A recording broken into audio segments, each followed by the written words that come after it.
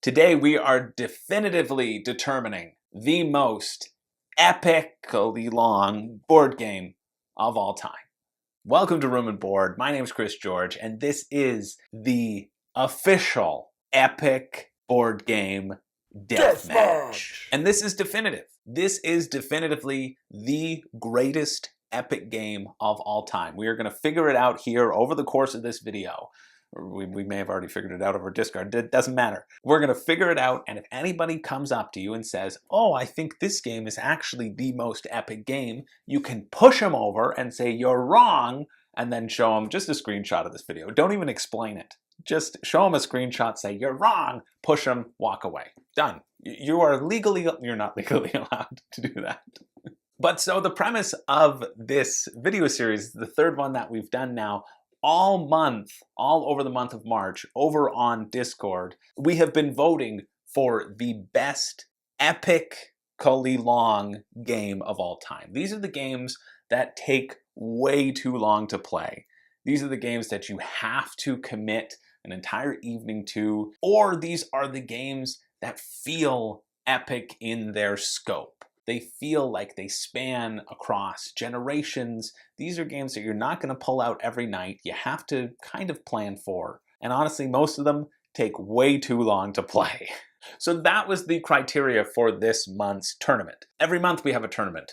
January, we determined the definitive space-themed board game. February, we determined what the definitive best solo board game of all time, and today we are going to figure out what is the best epically long board game of all time. So let's meet the competitors. These, they're the ones that are going to be competing. And these, they're the ones that are also competing for the title. And if you don't see your favorite game on there, well then, it was snubbed. And please write it in the comments below what you think should appear in the snubbed bracket that we will eventually be doing, because there's only so many days out there in a month, and I structured this so that we have one vote per day starting on the 1st of the month and then finishing on the last of the month. So with the 31st, we were able to do 31 games. So one game randomly got a bye this week, which we will get to in the second round. So a little bit more about the voting process. This takes place over on the Room and Board Discord, which my patrons have access to. And every day we put up a match and we vote one or the other, but you also have access to one extra vote per tournament. And this vote only gets used if your game wins and moves on. So you can vote for a game that you think isn't going to win, and you won't be penalized for using it. That's the reasoning behind it. But when we get to the semifinals and the finals, those competitions must be won completely honorably, no extra votes allowed, until one is crowned the ultimate champion. So if you do want to get in on the action, hey, well, just throw me a couple bucks on Patreon, come over to the Discord. It's a really fun community over there. We just talk about games every day. Easy peasy. What more could you ask for? Anyway, that's enough time at looking at the competitors. Now, before we begin, I want you to write in the comments below as well who you think will win. I think this is awesome. I just love seeing people's predictions as well, because this one, there were some things that I thought would happen that happened, and there were some things that I didn't think would happen, which, well, they happened. And we'll get to all of those throughout the tournament. But yeah, let me know your thoughts, who you think's going to make it, or who you think's going to make it to the semifinals, or who you want to see win, and who you think is deserving of the title. So enough of that. This video is going to be long enough as it is, because we got to break down all the games, give a brief description of each one, and then see who moves on victoriously. And so our first matchup, let's get into it. And first off, we have Runebound versus Food Chain Magnate. Now, Runebound is this fantasy world. It's on its 3rd edition. It plays 2 to 4 players, but there's also a co-op expansion, I believe. And a lot of people seem to prefer it as a co-op experience with that expansion in it. But the base game is you take the role of one of 6 heroes and you just wander around a map, exploring locations and getting quests and trying to defeat a dragon or defeat an undead horde, basically. And then when you throw in that co-op expansion, somebody on Board Game Geek, a review that I read, described it as Breath of the Wild meets Pandemic, which is very intriguing to me. Anyway, you're going to go across the map, drawing these adventure cards and these little story cards while you try to complete different quests. That's Runebound. Food Chain Magnate is a heavier strategy game by Splotter Games, and this is a game all about running a food chain restaurant empire. And you're going to slowly build up your empire with all the different employees that you get, adding each one as an individual card that you'll add to your sort of engine as you compete for spots on the map. Marketing different things to various people. Sometimes they may want lemonade, sometimes people may want burgers. So you're gonna have to bend with the market and be a better food chain magnate than your competitors. Now, Runebound is at 486 on Board Game Geek. Food chain magnate is sitting at 33. This is probably Splotter Games' most well-known game. It's what actually made me take note of Splotter Games. They're really known for their expensive prices and fairly long, complex games. Both take hours to play. But in this instance, Food Chain Magnate blew Runebound out of the water. People love burgers over fantasy dirt, I guess. And Food Chain Magnate moves on in a 15-4 vote. Next round, Game of Thrones the board game versus Roads and Boats. Now, Game of Thrones the board game should not be played at a player count probably less than 5. Some say even less than 6. This is the game where you're going to want to get a whole bunch of people together and argue and create alliances and backstab each other over and over and over again for at least 6 hours. You're going to negotiate, and then you're going to put your actions sort of face down for each kind of province you occupy. Think risk, and then you're going to flip those up and different things happen. So you can say, hey, no, I'm not going to do an attack action on this border. Let's go this other way. And then, of course, you can backstab your ally and just red wedding all over them. And Roads and Boats is another Splotter game where you are going to take your donkeys and your roads and your boats and your geese and your wood and your stone. And the game, the emphasis on the game is really how you take your goods to someone who will turn those goods into better goods. But the catch about the game is that you don't own those goods, you only own the transportation system. So if you're unable to carry certain goods and you leave them on the side of the road, well, somebody can ride by on their burro and grab the resources you left behind and use them to progress their own civilization. It's dragons and direwolves versus Roads and Boats. And unfortunately, Splotter Games could not claim themselves another Splot in the next round. And Game of Thrones moves on in a 10-6 vote. Next round, Tapestry versus Merchants and Marauders.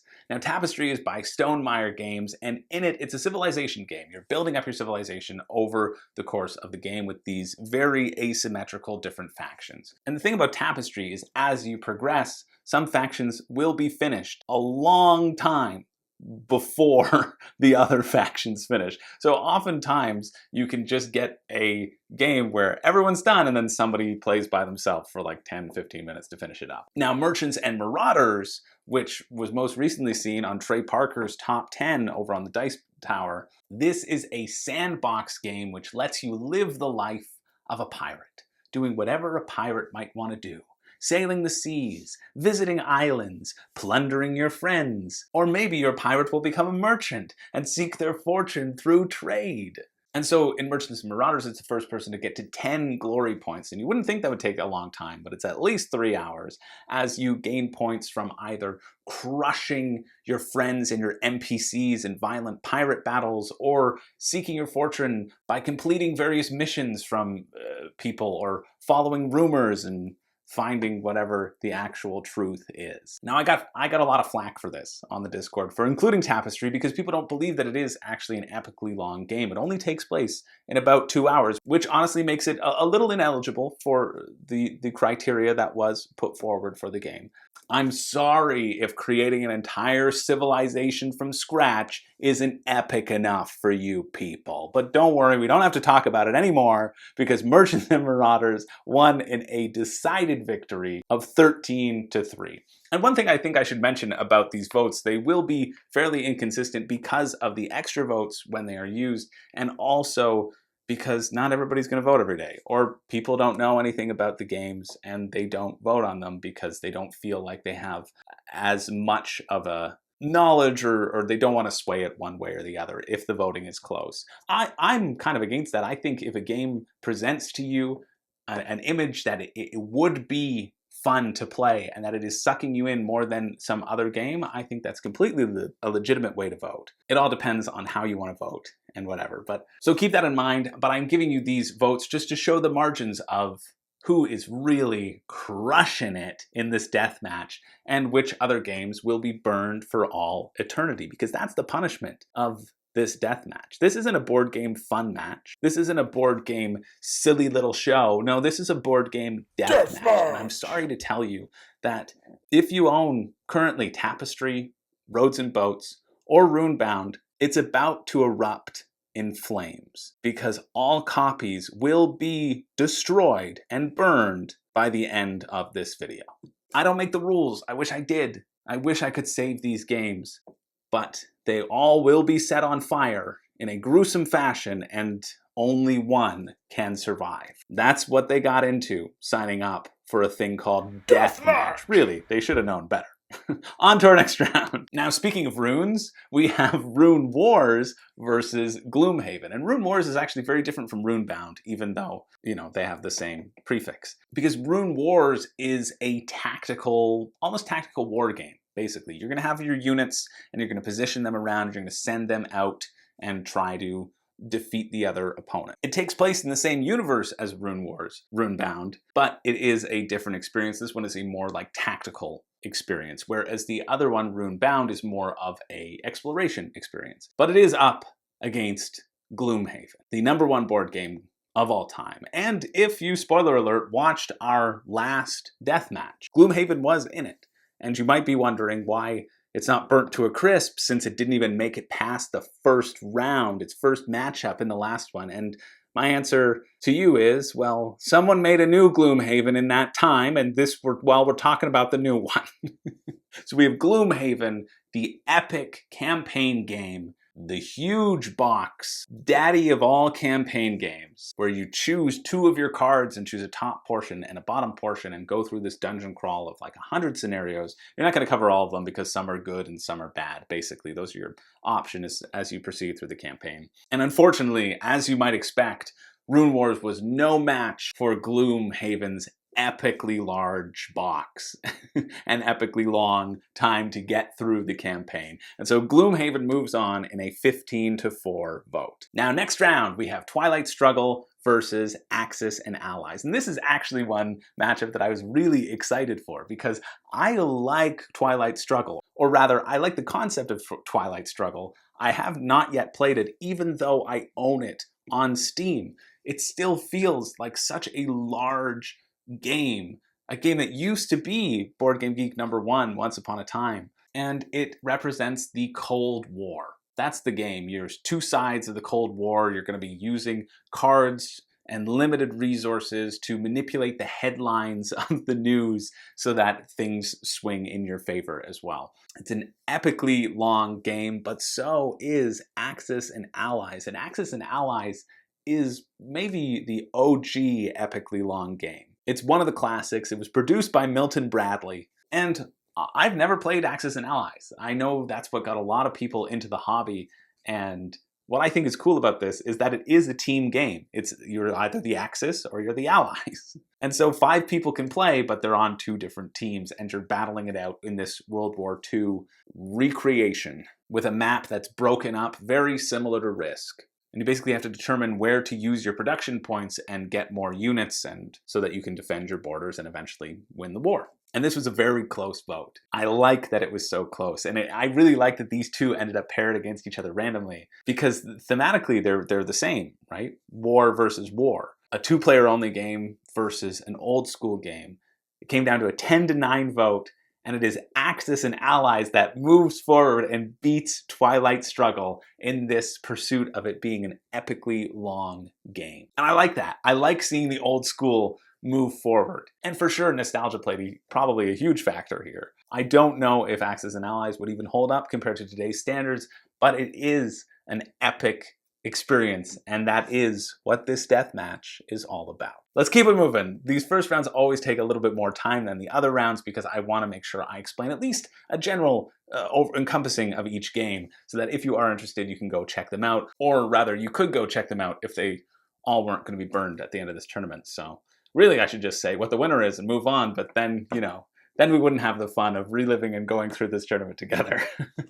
Which I like doing, because I think it's a fun thing to do. Now, this next match I'm also pretty excited about, and that is Kingdom Death Monster versus Starcraft, the board game. And this also marks the first moment where I realized there was a colon between Kingdom Death and Monster. So presumably it is Kingdom Death Monster, which makes less sense to me than Kingdom Death Monster. I always thought it was a death monster in the kingdom that you had to, go murder. But it's not that. It's Kingdom Death. You live in Kingdom Death, and there are monsters. And maybe you'll get the sequel Kingdom Death Puppies down the line, but that's too much of a tangent. I just said I would speed this up. Let's go. Basically, Kingdom Death Monster is you're going to have this settlement phase and this exploration phase or scenario phase. Settlement phase, you're going to build up your settlement and try to have your inhabitants survive, and then you're going to go out and try to hunt down a monster and hope that the white lion doesn't kill you over and over and over again, forcing you to restart the game 20 times before you get any headway into the larger campaign. Because if your party lives, you can bring the stuff back to your settlement, but if your party dies, well, you're dead. Sorry, there are no restarts. Or there are no extra lives. There are plenty of restarts, and that's what you'll be doing. And StarCraft, the board game, I have heard really good things about. I think it's out of print now, but basically you'll get to set up the board and you get to choose one of 2 planets where you can have your starting base on, and you also get to choose one of the 3 races, the Zerg, Protoss, or Terran, that you can become. And each race has their own special unit upgrades and things that you can build, and has a unique victory condition. But everyone can also win through controlling specific points on the board. If you manage to control most of the board, it's an area control, you will win the game. And you don't have to worry about your unique victory condition, which is turn Kerrigan back into a human. And this one was a very close vote. Extra votes were used on both sides. I really wanted to see StarCraft overthrow Kingdom Death. I don't know. I love StarCraft. I grew up playing StarCraft, the computer game. I don't want to die and restart over and over again. This isn't a Tom Cruise and Emily Blunt movie, although that is a good movie. But unfortunately for my own desires, it was not to be, and Kingdom Death won in a very close 12-10 vote. Now, next up we have Diplomacy versus Sleeping Gods. And Diplomacy is another one of these OG epic games. And basically you're going to take on one of the great powers in Europe, who cares? But you have a very limited amount of things you can do on your turn. It's basically move into an area, support someone else in an adjacent area, or hold your position. So neither advance or support defense. And so that's bare bones, that's what it is. And so most of the game takes place above the table talking about who you're going to support, who you're going to attack, and then inevitably betraying everyone. But it was up against Sleeping Gods, which had been getting a lot of buzz in certain very well-respected discords as of late. And Sleeping Gods is another campaign game. You parcel through the chapters 1 or 2 hours at a time, but it creates this overarching experience. And I threw it into this bracket because I know people are excited about it, and people have been really enjoying it, and presumably you could play it all at once, just leaving it out on the table over a weekend. So it really does hit that epically long sort of criteria that we were going for. And so this is primarily an exploration game. It calls itself an Atlas game because there are so many places on the open seas that you can go and explore, and there's a big old storybook of people that you can interact with, and it really becomes this interactive experience. And I thought this one would be close. It was not. Sleeping Gods won by a landslide, 16-3. We don't care about diplomacy. We want the epic campaign adventure. People are really enjoying Sleeping Gods, and it crushes the old standby. Now, next round, we're on to the other side of the bracket. We're halfway there. And we've got Dune versus Through the Ages, a story of civilization, or a new story of civilization. There's been a new edition of it, which has updated some stuff. And Dune, I've talked about a lot on this channel. Dune is so good. I love Dune. Dune gives me everything that I wanted out of Twilight Imperium, and does it better. It has asymmetrical factions. You're competing over these 5 different locations, and the first person to basically control 2, or if you're allied with someone, because you can have formal alliances, you can control 3, I believe it is, between your alliances, you win the game. This is definitely best played, again, in that sort of 5 to 6 player area, and all the games that I've played have lasted around 5 to 6 hours. So you are in for a long haul. It's a very simple system, but I love the asymmetric abilities that each faction has. You can be House Atreides, who literally gets to look at every single card before it's passed out to people and write things down. They have all the knowledge in the game. Or you can be the Bene Gesserit, who at the beginning of the game, they predict who they think is going to win and on what turn. And if that person does win on that turn, they win outright. So you can be secretly manipulating everything behind the scenes, or they can win in the normal way too. That's not their only win condition, but it is a very fun win condition as well. But it's up against, through the ages, both Through the Ages, A Story of Civilization, and then A New Story of Civilization. They're in the top 20 on Board Game Geek. Basically, you're going to be building up your civilization, and what they describe, their primary mechanism is card drafting. But there are a lot more elements to it, but you know what? We don't even have to talk about them because Dune smashed it, as it should have. No, there were some extra votes used to make sure it got over the line. It was a close vote, but Dune ended up taking it in a 12-7 vote. Moving on, let's keep it going. Next up, we have Middara, Unintentional Malum, Chapter 1 versus Nations. And Middara, you may have heard about. It is a epically long campaign game. It's a huge box. It's got so much story into it. Basically, depending on your abilities and your equipment, you're going to get 2 dice, which you roll to determine combat. But the huge draw about this is the overarching story. And I know the overarching story is huge. I haven't personally looked into it at all, but it was one of those things where I was just getting into Kickstarter, I think, when it was first out, and it was something that I almost pulled the trigger on. And there's a little part of me that always kind of regrets not doing it, even though I probably would have played about as much as I have now, which is nothing, just based upon the size and the scope of it. But it was versus Nations, which honestly, the only place I've ever really heard of Nations is from Shut Up and Sit Down. I remember watching a review of theirs on this game, and they seemed to enjoy it a decent amount. But that doesn't matter, because they're only one people versus the Horde, the voting Horde. I didn't even explain what Nations is. It's a civilization game. Basically, you're going to be getting more and more cards to your civilization. It doesn't matter. Go watch the Shut Up and Sit Down review if you wanted to find out more. Middara smashed it out of the water. It's all burnt anyway. We don't need to worry about it. I'm skipping it for time. No, I'm not going to. But you're playing on your own sort of individual nation board. So you're not going to interact with anyone else. There's not going to be war phases. You're going to be just trying to buy cards and deploying your own workers, or hiring architects to help build the wonders of your nation, to try to get one of the 7 wonders of the world. And so it's the person with the most points wins. But it's different to the other sort of civilization games that we've talked about, because there is not that necessarily central board. It's your own kind of area that you're building up yourself. So Middara moves on in a very commanding vote. Now, next up, we have War of the Ring versus Rising Sun.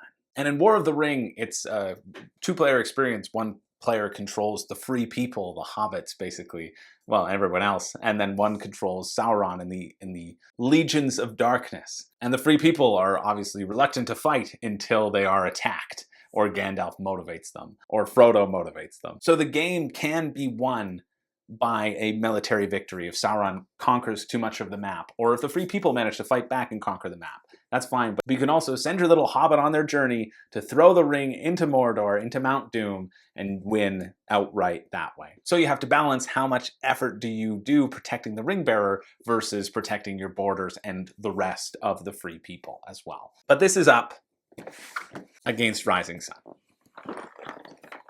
Rising Sun, it's my favorite game. It's my favorite game of all time. I think it is so good. You are controlling an asymmetrical faction taking place over the course of 3 seasons. At the end of each season, there will be a battle phase, but you know where the battles will happen. So you're prepping in advance to be in the specific battles where you need to be and where you need to move your forces. And also, you are in alliances, official alliances, at the beginning of each season. And so whenever I take an action, I get a special little bonus action. Everyone gets to take the action, but I get a special little bonus action. And then my ally also gets the same special little bonus action. But there can only be one winner. It's so good. I particularly love the battle system. I have a whole review about Rising Sun, so if you want to hear my thoughts on that, feel free to go check that out. I love the battle system. You bid on different advantages, and then you reveal your bids. You bid behind screens. And the winner of the battle has to give the losers all of the coins that they bid. So you don't want to bid too much because then they'll have those coins for future battles. It's just so good. It lasts a heck of a lot of time. And you would think that anyone with impeccable taste would vote for Rising Sun. So I'm happy to say that Rising Sun does move on. It didn't. It was a close vote. It was a 10-8 vote, and it was only 8 for Rising Sun. So to the rest of you who voted against my beautiful baby boy, how dare you? This was a very emotional day for me, and it's about to get even more emotional because, as you know, all copies of the games that lose must be burned. I entered Rising Sun in. The Rising Sun didn't want to go in, but I entered it in to obtain the glory that I knew it was capable of, and now it must suffer this fate. I don't have my lighter here, so I'll burn it later, is what I'm saying. But it will be burned. It must be burned. Oh, it must be burned. Oh, look at that, all gone. Oh, definitely not. Woof.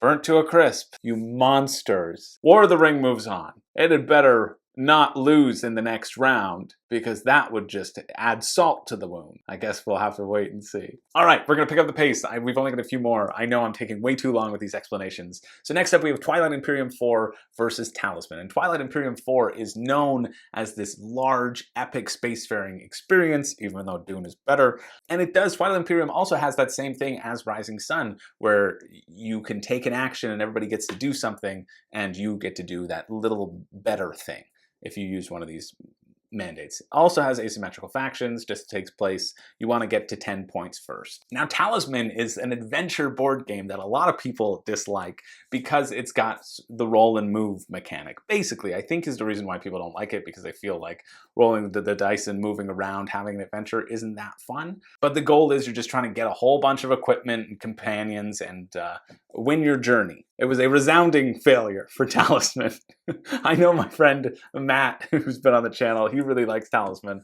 But sorry, Matt, your copy is burned. Twilight Imperium wins in a dominant 17-2 vote. Next round, Formula D versus Sid Meier's Civilization. Now, Formula D is a racing game that you're going to roll a dice and move your car, and then you're going to wait till everyone else rolls their dice and moves their car, and then, oh, you can shift your gear and roll a slightly better dice. Uh-oh, you got to shift your gear back down because everyone has to slow down to go around these corners, and you can go around a little bit quicker, but you might take damage. And then when you get finished with this one lap that has taken years off of your life, then your friends announce, oh no, it's a 2-lap race. Everyone can just go repair their car if they need to, thereby negating any of the damages that happened in the first lap, and you go around and do the same thing, rolling dice over and over for hours. I legitimately only put Formula D into this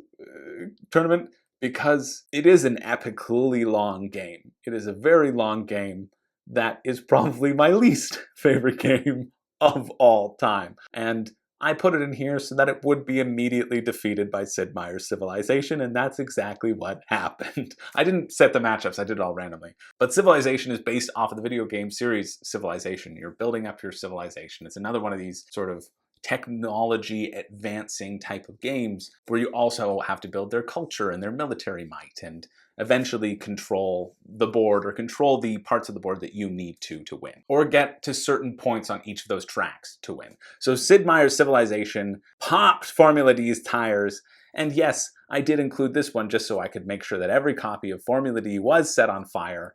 I'm sorry, Damien and Cody, that your closet is now in flames. Those are two of my friends that subjected me to it. Our friendship almost ended after that. So Civilization moves on 15-4.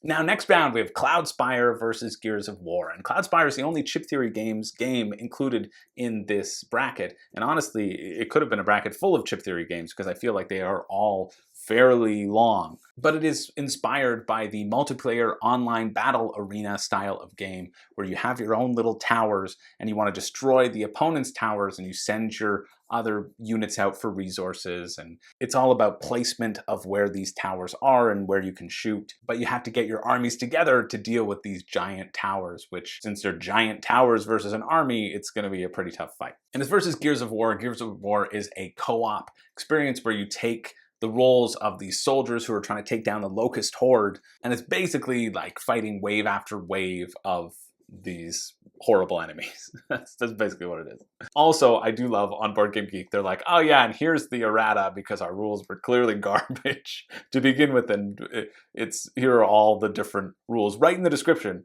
all the different things that you will need to change in order to play this game. So unsurprisingly, Cloudspire wins and moves on in a 14-3 vote. Okay, 2 more, and then we're really going to speed through them.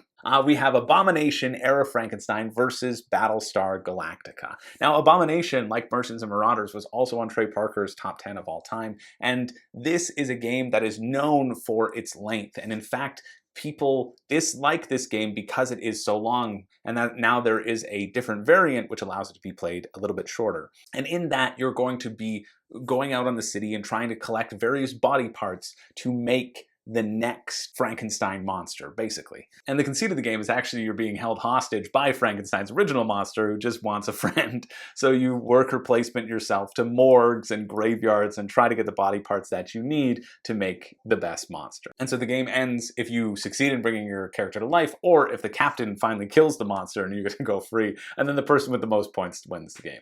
Battlestar Galactica is something that was also in the space bracket and rose from the ashes to compete once more.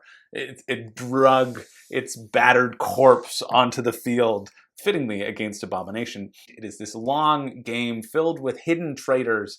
You're trying to get the ship, the Battlestar Galactica, to Earth through a number of different jumps, but a couple of you will be Cylons working for the enemy team, and you want the ship to explode and murder humanity, and everything that comes along with that. And you'd think Battlestar Galactica would win this outright. You would. I did. I thought Battlestar Galactica was going to be in the finals, honestly. People love that game. It went pretty far in the space theme. I expected it to go pretty far in this one, but there were some serious extra votes being thrown behind Abomination. It actually came down to an 11-11 vote, and our tiebreaker is the most extra votes on the game pushes it forward. If there's a tie and there's more extra votes on one than the other, that one moves forward. So it was through the tiebreaker. It's the first time we've had a tiebreaker in this tournament that Abomination beats Battlestar Galactica, because the people who like it a lot, and that actually makes me very excited to try my copy of it, because I got it in a bundle, and it was one that I was very excited for, but the length did put me off. So the fact that it was able to take out Battlestar Galactica was pretty cool, and it moves on to the next round. And finally, we have our last matchup. We made it. Thanks for sticking with me. I promise we'll blaze through the next ones. We've got Warhammer. I put Warhammer 40K, but tried to encompass the entirety of the Warhammer franchise versus, of course, the most epic game of them all, Bounce Off. Now, if you haven't heard about Bounce Off, let me tell you. People in my Discord, they go crazy over Bounce Off. They love Bounce Off. Bounce Off, has made an appearance in a few of these tournaments, but I think this one is where it really, truly belongs, because you can play it for hours and hours and hours. It still feels like I am playing it as you're trying to sink these balls into the tiny grid, desperately trying to arrange them in a pattern as they bounce out over and over and over again. And I was excited to see Bounce Off compete. I really was. They recused themselves from the previous tournament because they thought it would be unfair, but you know what? I wanted Bounce Off to take it, to go through in a landslide. Unfortunately, the night before Bounce Off was supposed to compete, they were poisoned. They were horribly poisoned by rat poison. A lesser game would have fallen entirely. They've made a full recovery now, but it eliminated them from being able to participate in the competition. And so we had to get in a last-minute applicant. And lo and behold, Star Wars Rebellion moves into the bracket. There were cries for Star Wars Rebellion to emerge, and it's strange. When police investigated Star Wars Rebellion's house, they found an awful lot of rat poison empty rat poison boxes in their garbage, but I'm pretty sure that was just a coincidence. They were dealing with something else. Anyway, they make their way very honorably into the competition to face off against Warhammer 40k, or Warhammer in general. Warhammer, the large miniatures game, takes a long time. You can invest millions of dollars into it, it seems.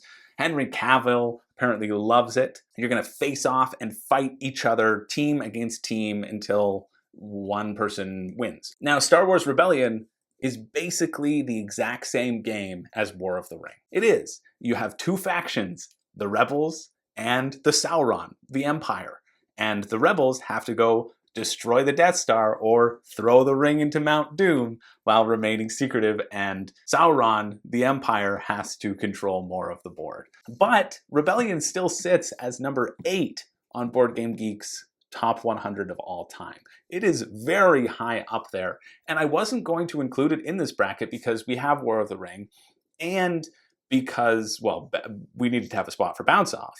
But also, in the space bracket, it got 0 votes. Dune Imperium wiped the floor with it. I thought, nobody cares about Star Wars Rebellion. Nobody wants to see it in this bracket. Boy, was I wrong, because it smashes an entire franchise in a 14-4 vote. Maybe it was on the back of its own popular franchise, or maybe it was more likely because people still thought they were voting for Bounce Off. But whatever way, it moves on to the round of 16. So we've made it through our first round. That felt like it took an epically long amount of time.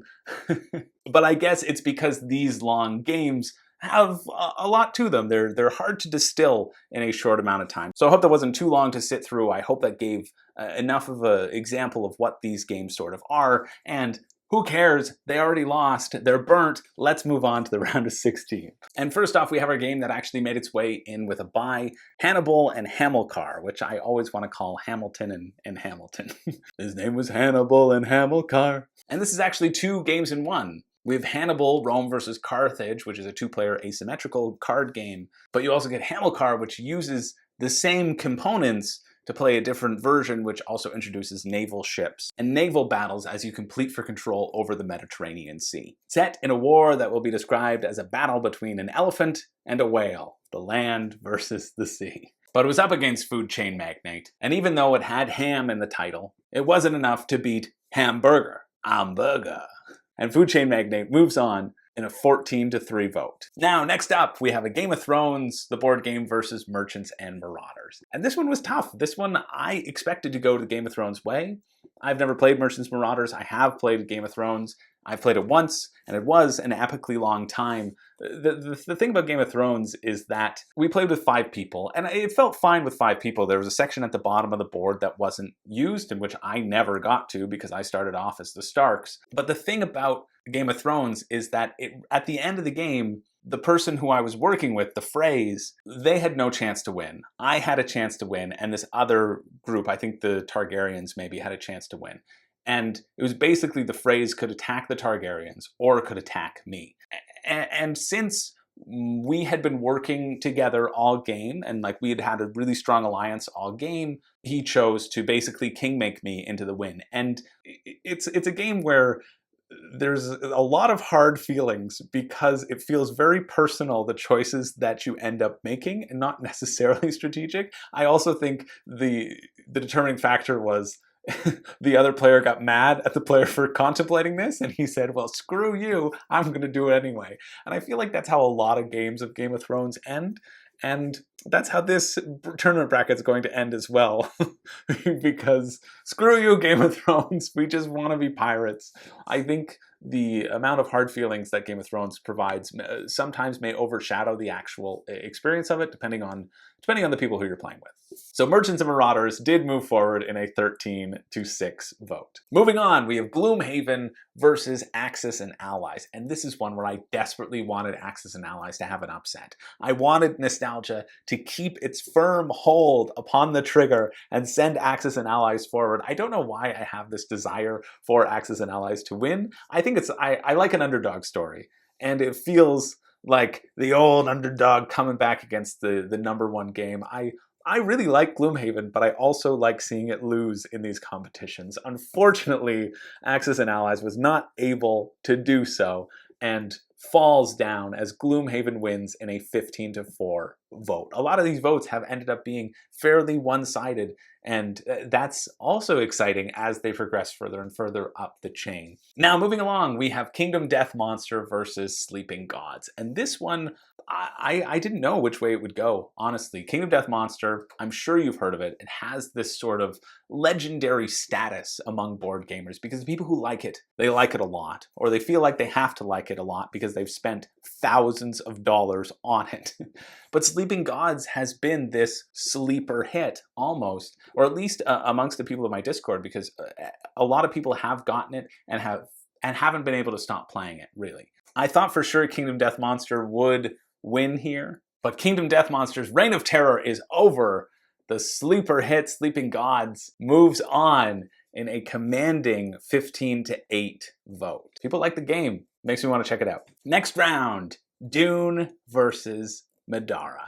And this was a very close vote. This was tied. Usually I call it around 12 the next day and then we start the next vote. But I had to start the next round while still waiting for this tiebreaker to be finished. Both have pretty passionate fan bases. I haven't played Middara, as I said. I really enjoy Dune. I was pulling for Dune here. But unfortunately, somebody switched their vote from Dune to Middara, making it a 12-10 vote, and have Middara moving on. And as I'm checking the votes right now, I'm just double checking on Discord as I go through this, I see that someone added a vote to Dune and put an extra vote. Dune could have won, if only that had happened sooner. But that's not how it happened. Middara moves on. We cannot alter the course of history, which brings us to our next matchup, which is, of course, the winner, Rising Sun versus Twilight Imperium. Fine, we can't alter history. We have War of the Ring versus Twilight Imperium 4. And wouldn't it just be horrible if Rising Sun lost to War of the Ring and then War of the Ring wasn't able to overtake Twilight Imperium 4? That would be a tremendous disappointment. It would be almost like having two losers against Rising Sun. Well, luckily that didn't happen. It was a very close vote, but War of the Ring actually moves forward in an 11-9 vote. And I was expecting Twilight Imperium 4 to move on. I was expecting Twilight Imperium 4, it is known as this epically long game. That's basically all it's good for, being long. And allowing you to spend the day with everyone else. But I guess people went for the better game. I'm being unnecessarily harsh to Twilight Imperium. I'm not a huge fan of Twilight Imperium, as I've expressed multiple times on the channel, but I was really expecting it to win, and I think it's cool that War of the Ring was able to take it out, because that's something that I was not expecting, and of course, I love upsets like that. And it makes me more excited about those games that do dethrone these sort of well-known titles. So War of the Rings move on. Next up, we have Cloudspire versus Sid Meier's Civilization. And this was another fun one because it was a unanimous vote. Completely unanimous. Sid Meier's Civilization did not get a single vote. Everyone voted for Cloudspire. And my favorite part about this was someone in the Discord was saying, yeah, I look at Cloudspire and I think, oh, ain't nobody got time for that. And then I realized that's exactly what this bracket is all about. And that is completely true. Cloudspire seems like a heck of a lot of work to get to the table, but that is the point of this epically long death match. And so Cloudspire moves on in a unanimous vote. Now, next up, we have the last of our round of 16. See, I knew it would go by quicker. We have Abomination versus Star Wars Rebellion. And this one, honestly, I'm pulling for Abomination here. I saw how Abomination dethroned Battlestar Galactica. I saw it move forward in a victorious tiebreaker. Star Wars Rebellion shouldn't even have been in this competition. It should have been bounce off right here, which obviously would have moved forward. So I want to see Abomination move forward here, but the force is not strong with that one. And Star Wars Rebellion keeps picking up steam and moves on in a 14-4 vote. And this is, again, surprising to me, but I guess not as surprising seeing as how War of the Ring is also progressing forward, as is Star Wars Rebellion. Clearly there is something resonating with that core concept that is exciting to people. So let's move on to the round of 8. First up, we have Food Chain Magnate versus Merchants and Marauders. And this one, if there were no extra votes, it would come down to a tie. It was split even 8-8, but there was a fan base that was more passionate for one of these two things. Was it burgers? Was it pirates? Was it lemonade? Was it Elizabeth Swann? Well, as Elizabeth Swann would say, fire the cannons and sink the food chain islands. That's a different game. That'll be in next month. Because people are more passionate about Merchants and Marauders and that sandbox experience than they are with that sort of economic engine building marketing aspect of things. So Food Chain Magnate falls. I was not expecting that, so I'm excited to see Merchants and Marauders move on in a 10-8 vote. Now, next up we have Gloomhaven versus Sleeping Gods. And I like that these two are matched up against each other because they are both campaign games. One's a slightly longer campaign than the other, but they're still both in that campaign mode. You're going to parcel it out over chunks over the course of your experience with it. And so I expected this to be close based upon those sorts of similarities. It was a pretty close vote. It was called officially at 14-8, although looking back on it now, it seems to have moved up to 16-8 for one of these two. And the winner is Sleeping Gods. Sleeping Gods takes out Gloomhaven, of all things. That's an exciting win for Sleeping Gods. And so it moves on ahead into the quarterfinals. Now, next up, we have Middara versus War of the Ring. It's kind of exciting for me to look back because it seems people are still voting even though the votings are close and going through and adding what they would have voted for, which is awesome. I love seeing that. People who come to the Discord as sort of like a late arrival, scrolling back through and seeing the competition. I love that. But the official vote on this one came down to one vote, 10-9. Middara versus War of the Ring. The votes as it stand now are 12-12. And if it had been that, the tiebreaker actually would have sent the other one moving forward. History could have been changed once again, but it is Middara that takes out War of the Ring. My hopes to have a War of the Ring versus Star Wars Rebellion showdown in the semifinals were dashed with this one vote, and Middara moves forward. War of the Ring is no more. If it were Rising Sun, maybe it would have moved on. That's what it gets you. And then finally, vying for our last spot in the final four, we have Cloudspire versus Star Wars Rebellion. And just judging on how overwhelming Cloudspire's victories were, I was expecting it to be a very close vote. It wasn't. Star Wars Rebellion smashed it once again in a 14-6 vote. I guess this definitively proves that the Star Wars Rebellion system is better than War of the Ring, because Star Wars Rebellion is the one moving on to the final four, and War of the Ring is left in fire. So there we have it. We have made it to the final four. We have Merchants and Marauders, Sleeping Gods, Middara, and Star Wars Rebellion. Four very exciting competitors. I don't know what I expected would be the final four, but I don't think I expected any of these. Well, I really expected Twilight Imperium 4 to be here, at least. Probably Battlestart Galactica. Food Chain Magnate, honestly, I expected to be in the final four. And then I probably expected Gloomhaven. That would have been what I would have predicted beforehand. And so it's kind of exciting to me to see that I was completely wrong. And here we go into the first matchup of the semifinals. Remember, no extra votes are used here. This game must be won on the back of its own merits. And so, fittingly, we have Merchants and Marauders versus Sleeping Gods. Two swashbuckling adventures. You're the captain of a ship, sailing across the land, exploring different places. The comparisons are endless. People were probably getting these two confused. They squinted, probably squinting at it. That pirate squinting through his little spyglass, probably thinking he's looking in the mirror. But only one can move on to the semifinals. And it probably should come as no surprise that Sleeping Gods takes it in a 12-7 vote. The fan base of Sleeping Gods is very passionate. People are really enjoying this game at the current moment, and Merchants and Marauders is no match for Sleeping Gods. So we have our first finalist. Now it's time to get the second one with Middara versus Star Wars Rebellion. And the winner here also had 12 votes. The loser had 5. Maybe people are still getting confused, thinking it was bounce off. I don't know.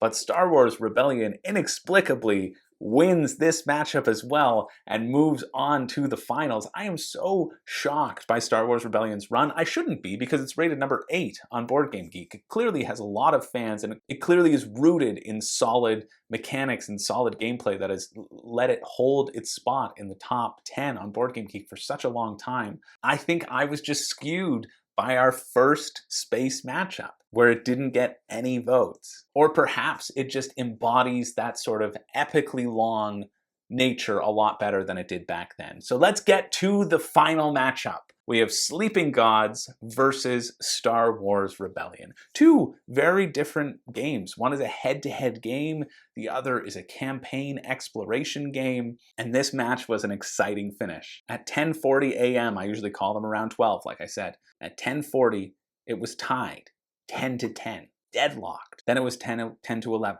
Then it was 10-12. And then finally, to put the nail in the coffin, someone switched their vote to make it 9-13, calling it officially 9-13. Right now it's represented as 10-13.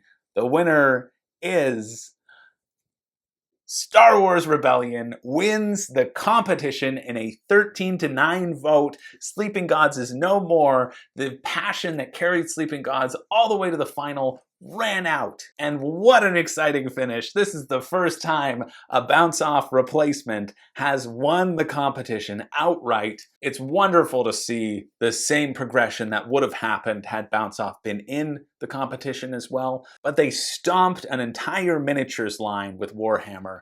They crushed fan favorite Abomination. Trey Parker, who, get out of town. They toppled the dominant chip theory games Cloudspire, pushed all the chips onto the ground. Screw you, Lando Calrissian. We didn't want to go to your Cloud City anyway. It had more evil in it than Middara could even muster up. And finally, it was Sea Ship versus Starship, and the Starship won. And more importantly, we can say that it beat the game that beat the game that beat Rising Sun. So it was kind of like Rising Sun made it to the finals because, you know, it beat the game that beat the game that beat Rising Sun. So Rising Sun was almost there, we can say.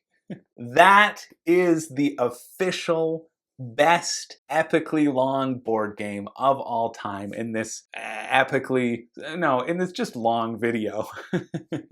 This one's probably longer than the other ones. Thank you so much for sticking with it. I hope that was enjoyable to you. That was enjoyable to me to recap. I had a blast. And it was fun reliving the run that Star Wars Rebellion had. It really came out of left field. Well, it definitely came out of left field for when you made your predictions at the beginning, because it wasn't even on there to begin with. That feels like it was a bit unfair. But you can compare where all your other ones made it for your own bragging rights. You didn't know that Star Wars Rebellion were here. If you did, you would have picked it. I know. I know you would.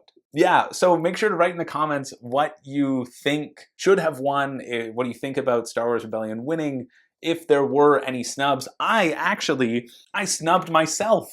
I was gonna put Arkham Horror in this bracket. It was one of the first games that I wrote down when I was making up this bracket, and yet we ended up with it not being, there we go. Look, I'm so distraught because I didn't include it. Yet we ended up not being included, and we had Hannibal and Hamilcar instead. That's my bad. So let me know what other snubs should have been in the competition. At least it's good because I get to keep this copy since my other nice copies of games have caught on fire now. Oh, the minis melting, it was just a horrible sight. I'm sorry to all of you who have the games that didn't win and whose copies did catch on fire.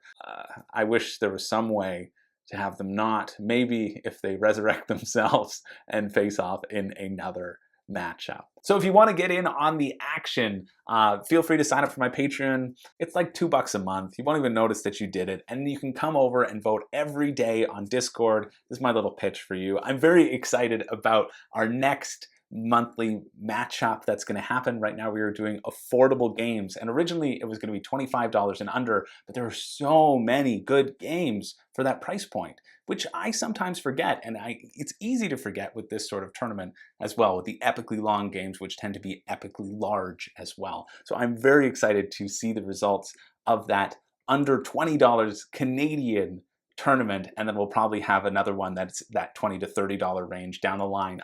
Going through and making the list, I kept thinking, oh yeah, there are a lot of these games that I really enjoy and I would play like right now. And that's the benefit. So if you want to get in on the voting, on the daily voting for those games, feel free to sign up for Patreon. If you don't, that's completely cool. You can't afford it. I understand completely.